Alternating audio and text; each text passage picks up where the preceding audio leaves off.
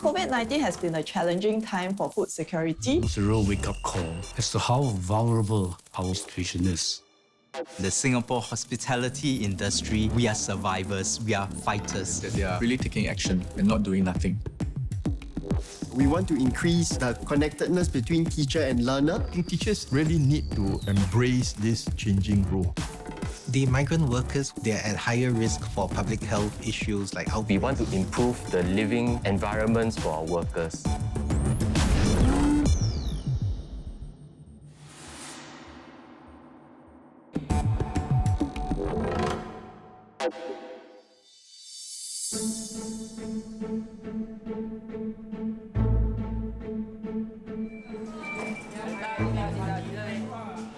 I think COVID-19 was a real wake-up call as to how vulnerable our food security situation is. I think people became very aware of our vulnerability, and as a result, there was panic. In the early days, panic buying. When there are disruptions, that's where the concept of resilience comes in. I think COVID-19 has made us more aware, actually, that we need to be resilient and to be able to deal with the short-term disruptions and temporary, shortages of food items.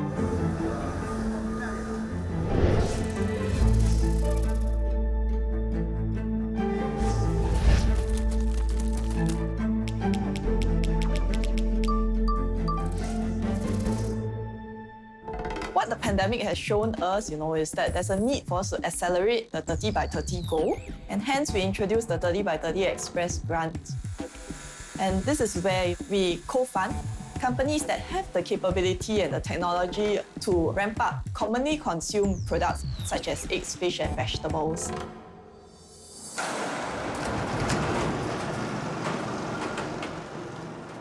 So this will be the JTC building in Hua. This whole area is going to be the farm itself. And then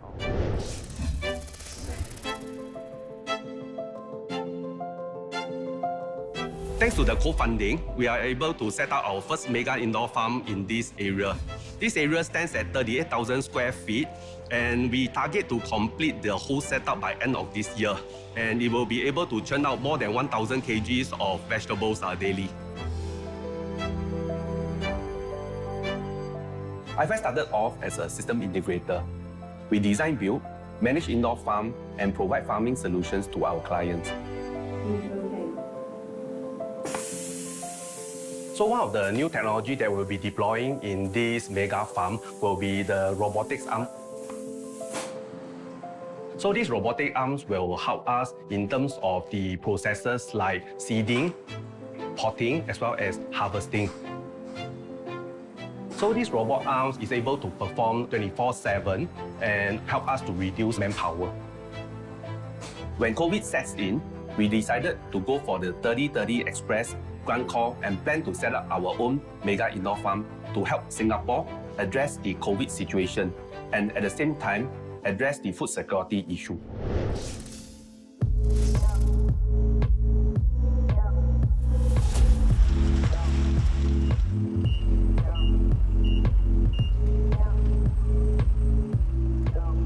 Behind me is where we'll build our 5 new chicken houses. We will go from our current 26 houses to 31 houses in future. Originally, we planned for this increase to be over the next 5 to 6 years, but with the 2030 Express grant, we will be able to do this over the next 2 years.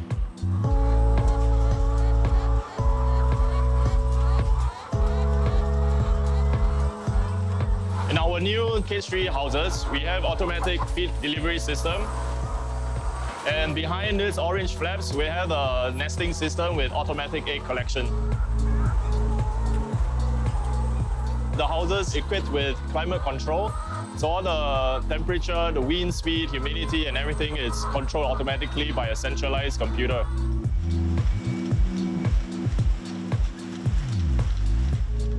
In our case, the grant will be helping us to expedite our production timeline. The grant will be used for building 5 more chicken houses and increasing our production capability by 300,000 eggs a day. Being a local farm in Singapore with manpower issues, we spend a lot of money and investment on technology.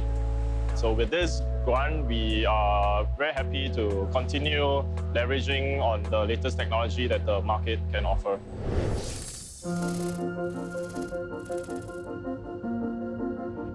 I think in the mid to long term, we have asked ourselves the questions to, what other way of food production can there be?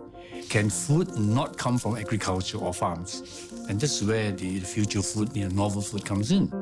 Can we in fact supplement or complement some of our food by having so-called labs or factories or bioreactors produce that food?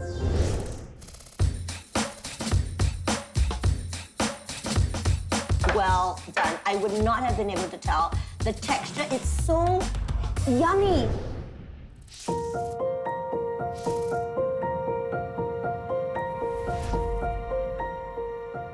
Each Us is a food company. We focus on sustainability, especially cellular agriculture, which is growing and developing chicken in a lab instead of conventional forms of growing meat. We use bioreactors to grow chicken, which is a lot more sustainable for the environment. We don't need to have the land mass. We don't need to have the millions of gallons of water. We have no waste product with this. It also is grown in a sterile environment, so we don't have to worry about antibiotics, hormones, things like that, because we don't have to worry about our chickens getting sick. It's real chicken meat, so from a nutrition standpoint, it's really, really great. Production happens here in Singapore. Hopefully within the next few years, we can scale up our production. We can see this in grocery stores so that everybody can purchase it. It'll be right next to, conventional chicken. It's particularly important for a small country like Singapore because we have very limited resources. We have to go for space-limited farming, most of which are the novel protein farms. So by investing in those, we have the potential to certainly replace proteins that come from outside. Protein demand will grow in Singapore. As people grow richer, they want to eat more protein. So it's also good to diversify the types of protein that are eaten. The 30 by 30 is ambitious, but it is a realistic and pragmatic plan. I think what we've seen in Singapore is that a lot of resources and a lot of political will, in fact, and goodwill are being invested in this 30 by 30. So because of that, I'm very optimistic, and especially that the private sector has responded very well.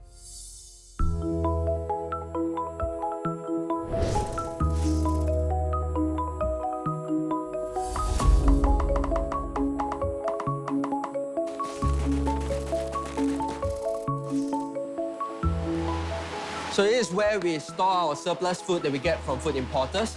These food are typically like overstock or like cosmetically filtered products. So we take these perfectly edible products and we sell them to households and businesses at discounted pricing. So 3 Dot started 3 years ago, trying to redistribute unsold inventory to reduce food loss in Singapore and around the region. We start off by taking unsold inventory from suppliers who have them. They can be overstocked, close to expiry, or just ugly products. And we redistribute them physically to the businesses or households that can use them. COVID-19 changed our business model quite a bit. When COVID happens, we see businesses starting to slow down in their demand, especially F&B businesses. We realized we had to shift to direct to consumers, right? So we sell direct to consumers.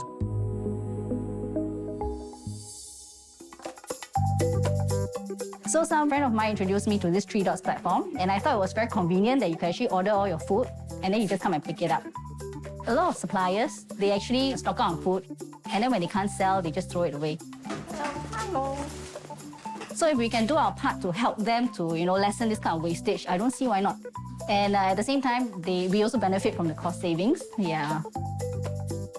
Okay, bye. It won't make a difference. So instead of going to waste, if this food can be reprocessed, repackaged, then I would say, yeah, it's a very big help, to reduce the demand on the imports coming in. The migrant workers have always lived under crowded and congested conditions.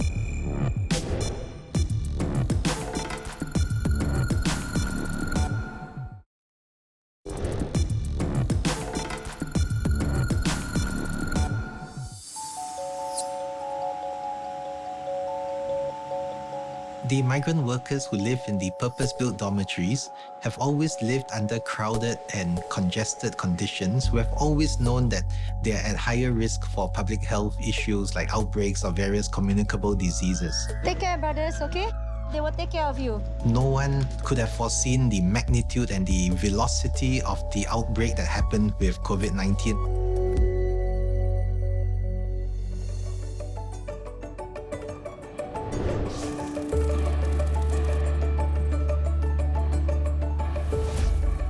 Sabana Jurong were involved as the master plan consultants for the Bulim Square and the Bulim district.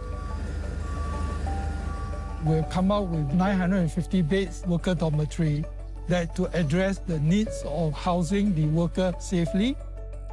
The intention was to make sure that this dormitory is built fast and up at the fastest possible time.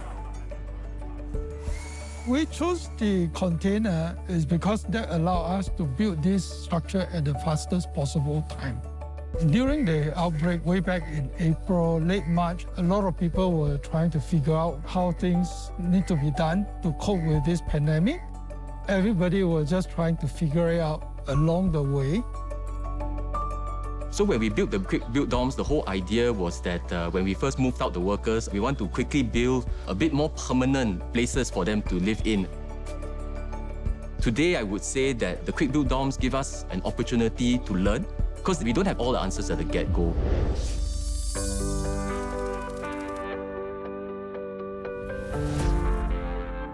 I would say that the intent behind many of these specifications, I would say there are two aspects. The first, we want to improve the living environments for our workers. The second is that we want to make sure that our future dorms are more resilient to pandemics.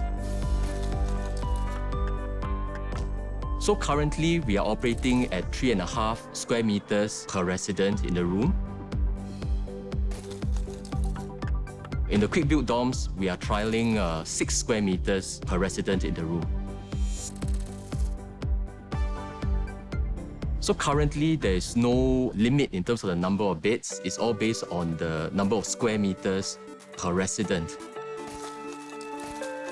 I would say on average, it's about 16 to 20 individuals per room. They are double-deck beds. But for the quick build dorms, we are looking at no more than 10 beds per room with a 1 meter spacing in between the beds. For sanitary fittings, the current requirement is that every male dormitory must have at least one set of toilet, bathroom, and sink for every 15 bed spaces. The quick build dorms, the rooms are en suite, and therefore the ratio then becomes one set of toilet, bathroom, as well as sink per 5 bed spaces. And finally, it's really about the isolation facilities. In the past, it was 1 sick bay per 1,000 bed spaces. In the quick build dorms, we are looking at 15 isolation beds per 1,000 bed spaces.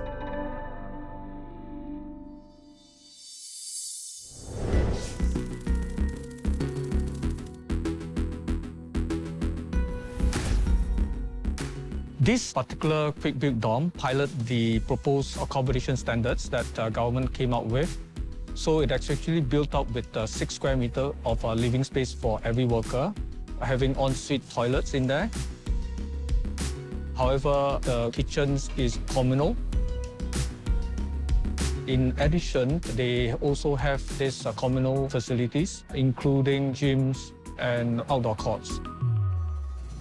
So for those actually came from factory-converted dorms, whereby they do not even have a kitchen or even en-suite toilets. When they come over here, it's a really big change. So the feedback is very, very positive.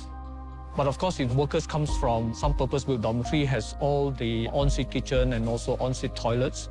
So when they come over here, while the size of the living unit is bigger per worker, however, they have a communal kitchen. Obviously, they would need to adapt. It is very much a consultative approach. We consult the dorm operators, we consult the employers, and we talk to the NGOs, we even talk to the workers.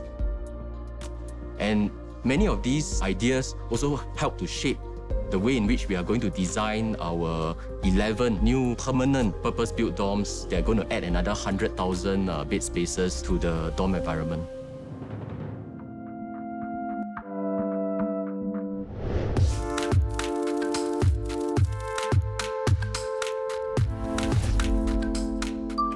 I think in terms of the new dorm specifications, there are two aspects to it. One is the practicalities, the other one is time.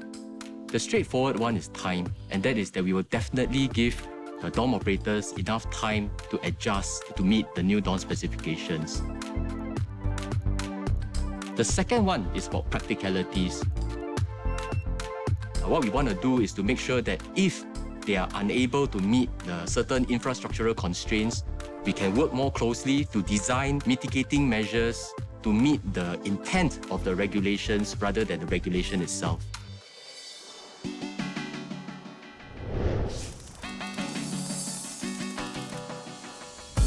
This is one of our dormitory out of the 6 that we operating in Singapore. The units are all with ensuite kitchens and also with ensuite toilets. I think the easiest standards is actually just to remove beds. Then you provide more space to comply with the 6 square meter requirement of the proposed standards. Currently, in our purpose-built rooms, there is also a living hall for the workers to use for talk or discuss and all that within the room. But because of the new requirements, we may have to use those space for beds as well. In addition that our dormitories has ensuite kitchen, of course the requirements do not require us to have an ensuite kitchen. The decision is also whether to bring out this kitchen and convert it into a communal kitchen. In an ideal world, workers would be in single or in twin rooms with ensuite bathrooms and with little kitchenettes that allow them to cook their own meals. But the practical reality is that the space and financial impact would just be too onerous. What would be a target to move forward to? I would suggest would be something similar to really university hostels, military camps, where we agree that maybe not more than 20 workers would share a kitchen and not more than X number of workers would share a common toilet and shower facility.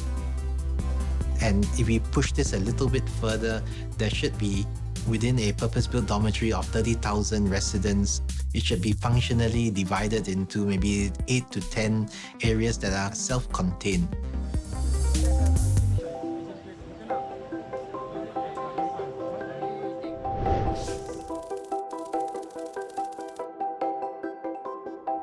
The strategies are implemented across 3 overlapping phases. 3 phases. The first phase with awareness. 不要忘记，不管你来自哪里，你我都会有最亲的人在等着我们回家，是不是这样？ We want to make sure that all our stakeholders, especially our employers, dorm operators, and our workers, they are much more aware of mental health issues. 国际劳工中心。 Then comes access. Access is really access to counseling facilities. We are training our forward assurance and support teams on psychological first aid, and we are also trying to create peer networks where we have peer leaders who are going to be trained in para-counseling. And the last one is about case management.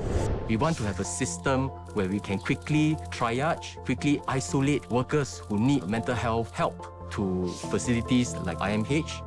At the same time, for workers who are already discharged, we want to have a case management system that continues to track their progress to make sure that they continue to be well.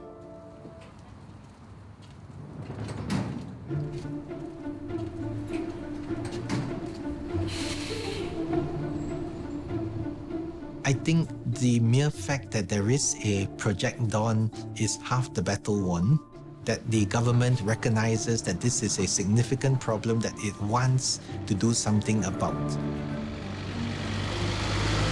This is really uncharted territory for everybody. We almost have to adopt Deng Xiaoping's metaphor of crossing the river by feeling these stones. And what we want to do is to feel the stones quickly and to cross quickly because we do recognize the needs.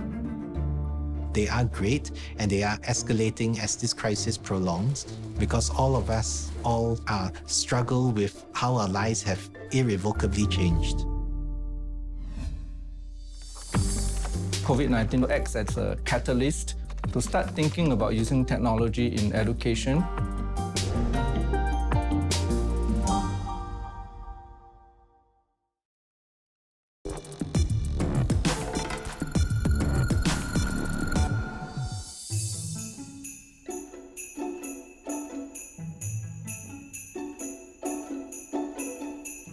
Finish the operation. Okay, I want to focus on the key steps of patient safety. The curriculum faced a major disruption during the COVID-19 period. Because certain clinical areas are considered high risk during the pandemic, for example, the operating theatre, so these areas were out of bound for medical students.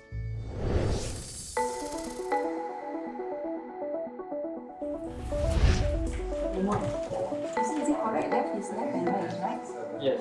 Pasit is actually the virtual reality game that we've created to teach our students on patient safety in the operating theatre. This is a virtual environment. Now you're ready to cut the skin, Caleb. The effort for digital transformation in medical education started in 2015. So it comes quite timely that we have this gamification training virtual reality game made available to fill in this gap. We're going to close the abdomen as well after the operation is done. I think COVID-19 also acts as a catalyst to encourage many of our faculty members in the school to start thinking about using technology in education. Check, make sure no gauze is left in the abdomen. Yeah, good. So you have started to work on the exercises?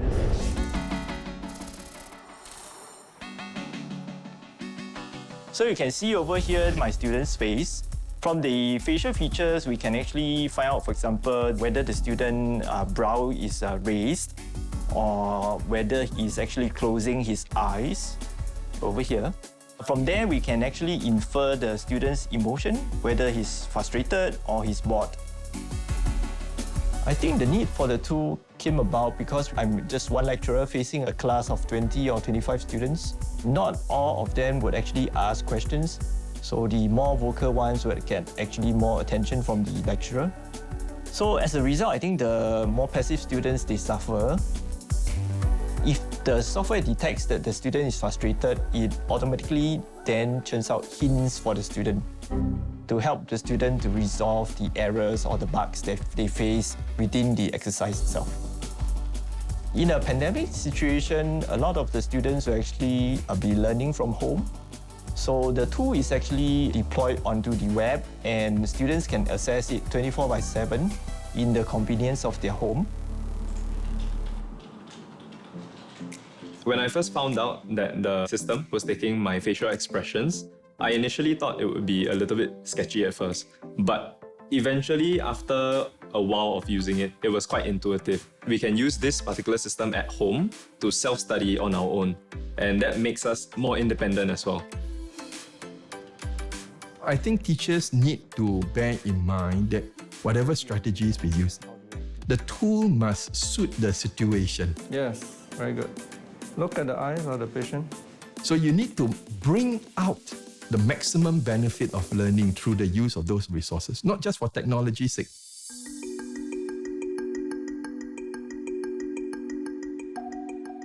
When circuit breaker first happened, some of the immediate issues, of course, were the fact that we were transiting into a situation that we never really faced before.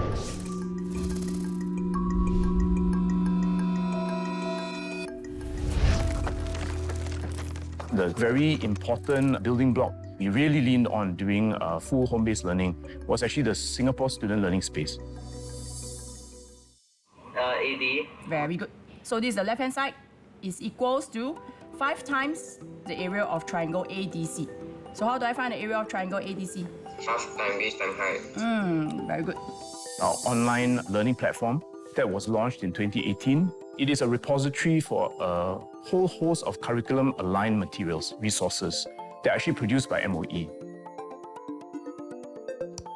So teachers would actually post their lessons to the SLS's community gallery. And other teachers can actually download that same lesson, adapt it, and then use it for their own students. All right, now I'm going to go through the TA on gradient and length of line segment. When we went into a period of full home-based learning, I think the digital divide became really quite obvious very quickly. Square root x2 minus x1 squared. So to address that, one of the ways is now everybody own a device so that we can roll that into a new mode of learning. So that would include tablets, laptops. Okay, first, can we input our answers in the tablet in front of you? The personal learning device is just a tool. So if I liken the PLD to a car, then how you drive the car, how safe you drive, and how comfortable is the ride would be likened to the soft skills. Right, use your fingers to pan, zoom, interact with the map. Okay. We have all this while been training students to think critically, think creatively. Teachers must see themselves as learning continuously as well. Teachers are no longer the sage on the stage where you can claim that you know all. I think we have to take a role of being a good facilitator to facilitate learning. We becomes what we call the guide by the side. So I think teachers really need to embrace this changing role.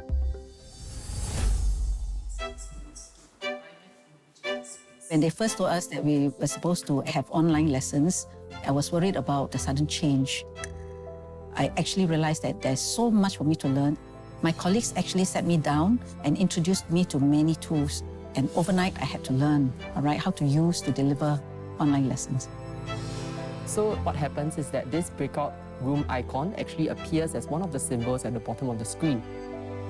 The circuit breaker period really threw us into a mode whereby there was an exponential uptake of tech tools to ensure continuity of learning for our students. What you shared earlier.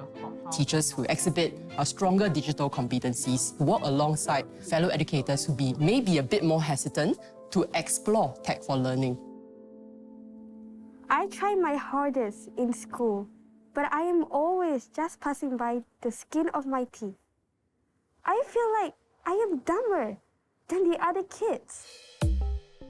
Teachers in the English department, they do use technology in the form of getting students to record video monologues as responses. When I go home, sometimes I stay after school for extra help. Some of the students, especially those who have been a bit reserved in the classroom, because they're doing this on their own and they can actually see how they are in front of the camera and how they sound, they are able to actually come out better, and feel more confident to be able to edit their own work and put it out as well. Sometimes I stay after school for extra help. I always do extra credit. I particularly like the fact that you added stress and emphasis on some of your words. I think learning cannot go completely online or virtual, and therefore coming back in a blended way where some of those parts really have to be done face-to-face, where the teacher is beside the student and is giving that feedback is important. Keep it up, right? And try to improve yourself the next time you record.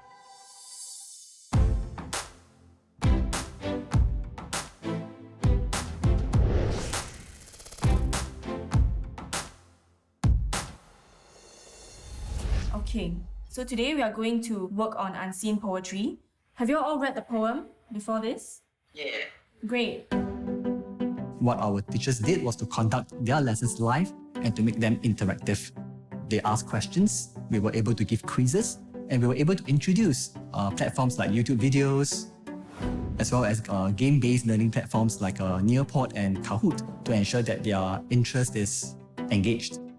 Okay, so this is something that we have done before, so pay attention to the words in bold. Very good, it's an unusual word. When you're online learning, you are a lot more isolated, so these platforms allow for collaboration and it mimics the classroom environment a little bit. It allows for real-time interaction with students that includes quizzes, polls, and collaborative boards. Okay, well done, Joel. You got first.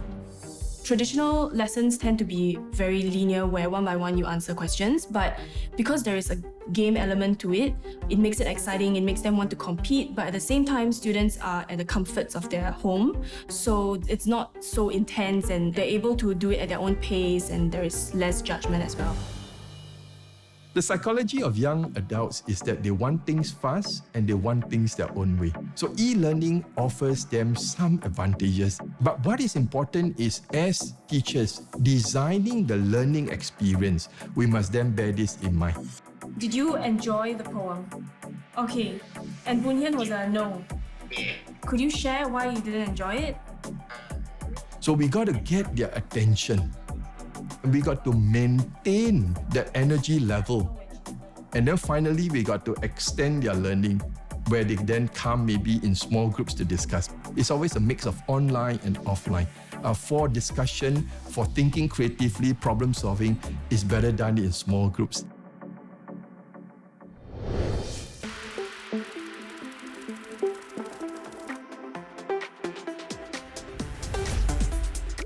The first thing that you will notice about this classroom are the two projectors up there. The one in front of me projects all the students learning from home and their faces.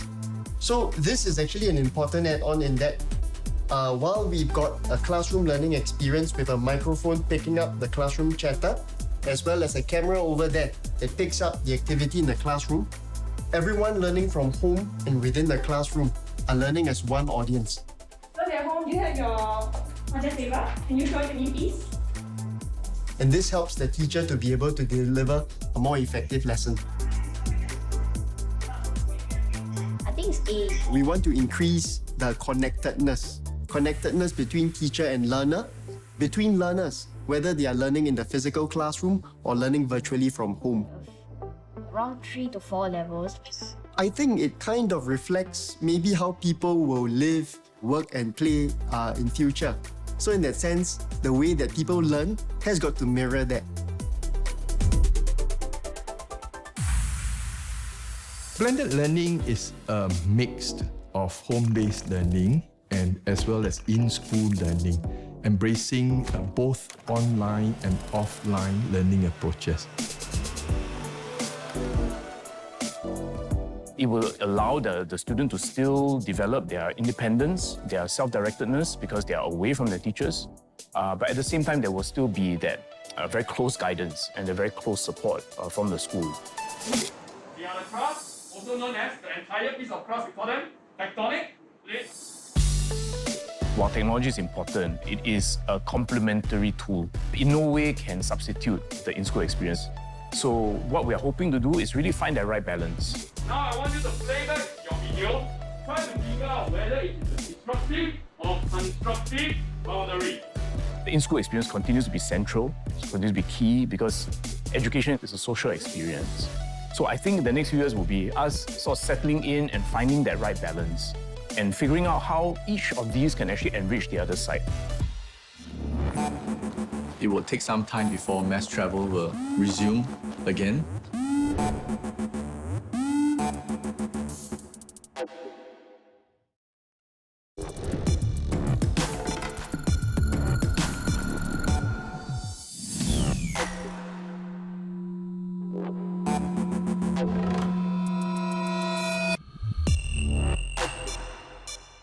With the introduction of circuit breaker, we have seen tourism and hospitality activities coming to a standstill.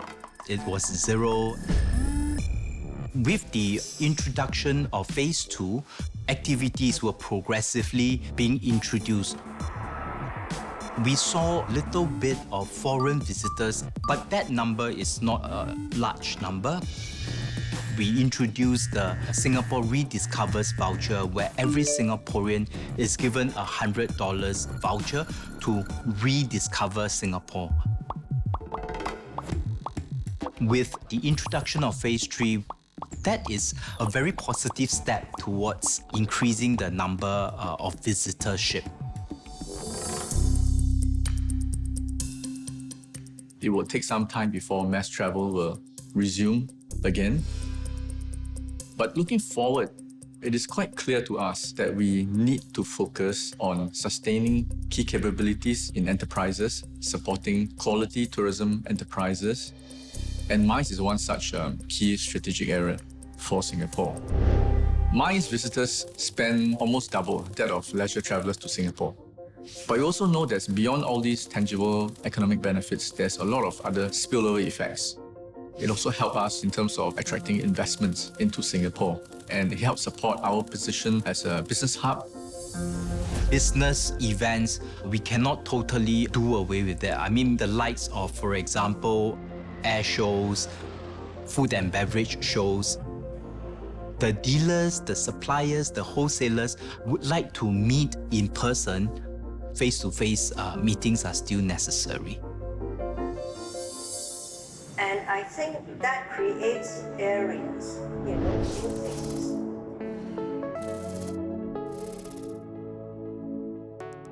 In the room itself, you can feel the vibe.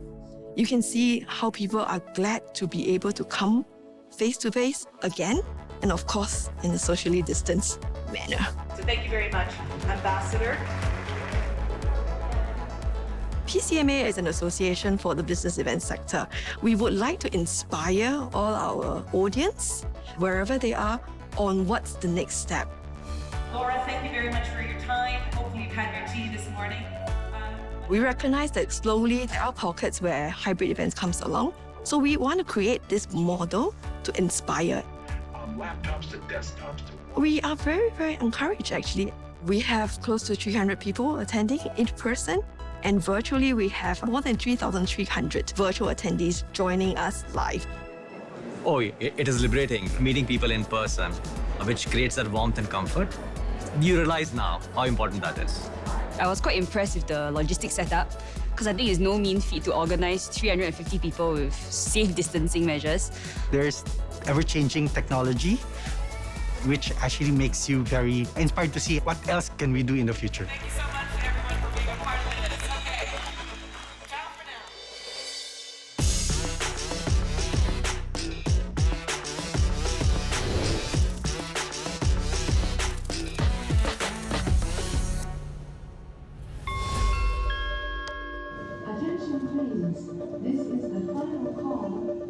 Well, the Singapore aviation sector was painfully suffering when the pandemic first broke out. Prior to the pandemic, about 9 out of 10 business travelers coming into Singapore would stay about up to 5 days. All that stopped overnight. Over time, it became also quite apparent that the virus was going to have quite a long tail and possibly lasting for years. It was a problem looking for a solution.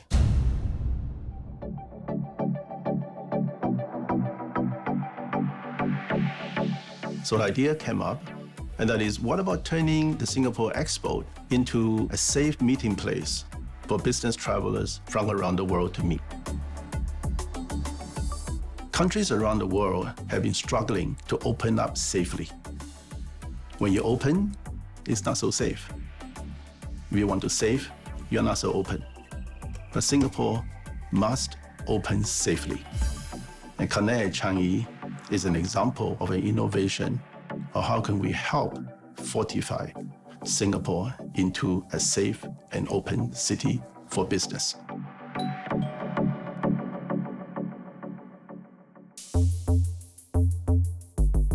So what's positive about Singapore industry stakeholders is that they are really taking action and not doing nothing.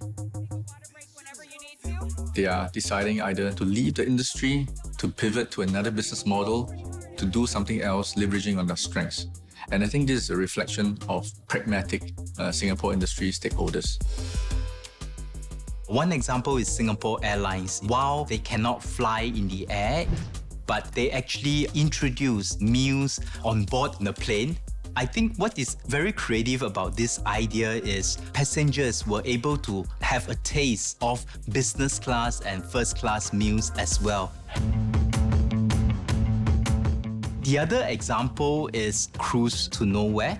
Many people like to kind of have the feeling of traveling. So they like the feeling of packing a luggage and going on board of be it a plane or a cruise. So while doing that, the businesses are actually trying their level best to earn that extra dollar that they can find in order to survive.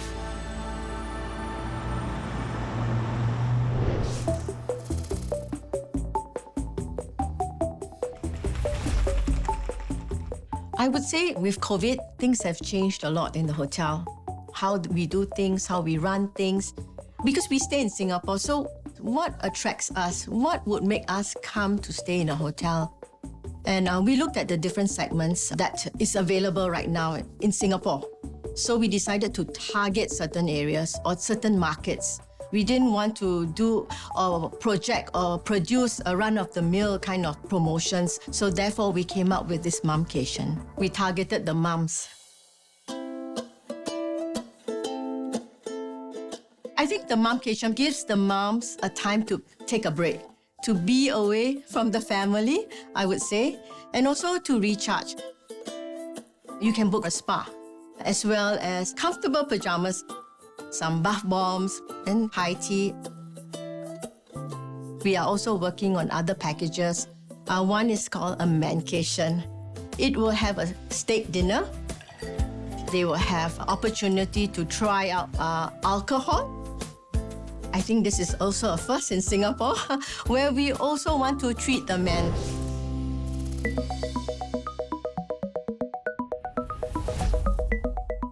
We were working on a mobile check-in.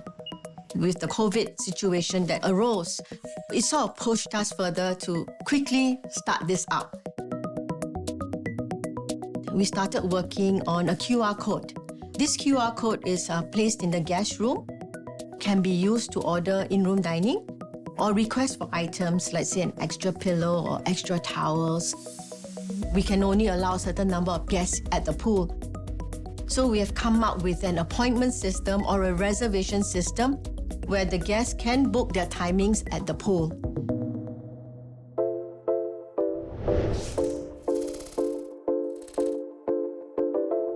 Prior to COVID-19, we used to have plenty of international travelers, but due to COVID-19, we pivoted to local business sources.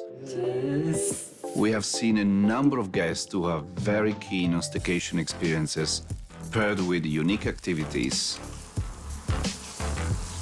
So this is going to be your DIY cocktail for today. Guests can opt for a cocktail-making workshop in the privacy of the guest room. Families can choose our family glamping package and keep the little ones happy with the glamping experience.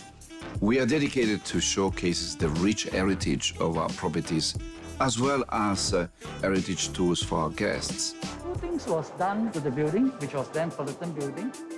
During these tours, our tour guide shares interesting facts and stories which even local residents may not know about. So during that period of time, this floor here where we are standing is part of the General Post Office, or the GPO then. I've been a tourist guide for about 14 years, and one interesting thing is that in the past, occasionally we do have the Singaporeans coming in for the tour, but during this period of time, I find that the numbers has been growing. Some of the Singaporeans who came, they don't even realize that before this, Fullerton building was actually the Singapore General Post Office. And you find that they design in such a way that the wind flows.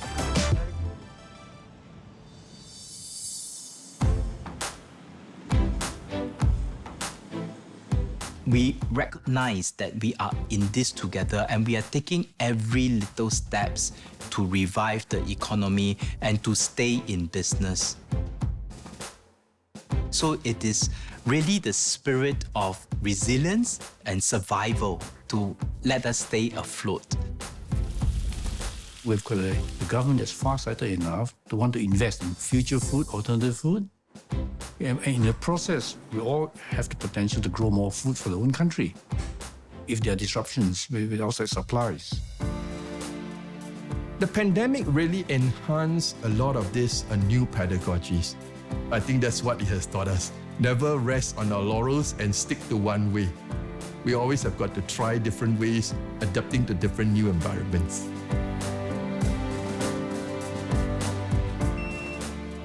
None of us are truly safe from COVID-19 unless all of us are.